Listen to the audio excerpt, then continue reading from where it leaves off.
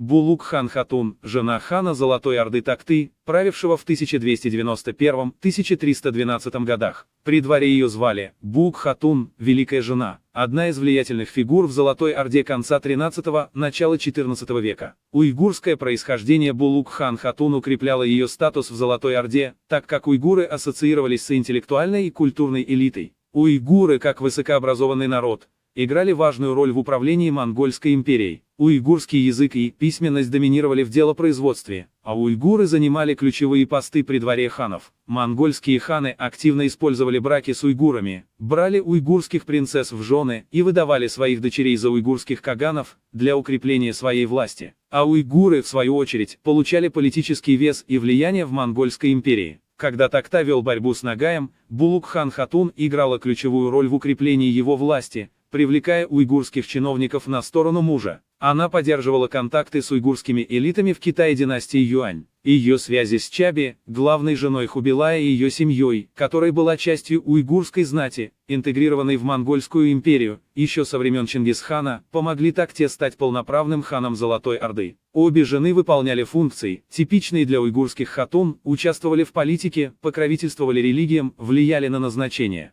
Чаби Хатун была покровительницей буддизма и уйгурских интеллектуалов. Через нее в монгольский дворец вошли манускрипты, философия, изысканные ритуалы и мягкая сила уйгурской дипломатии. А в Сарае, столице Золотой Орды, ей вторила Булук-хан Хатун, супруга хана Такты. Родом из Турфана, она получила утонченное уйгурское воспитание. Она не только участвовала в делах двора, но влияла на религиозную политику, покровительствовала несторианским уйгурам-христианам и поддерживала уйгурские буддийские круги. Уйгурские жены ханов действовали как неформальные правительницы.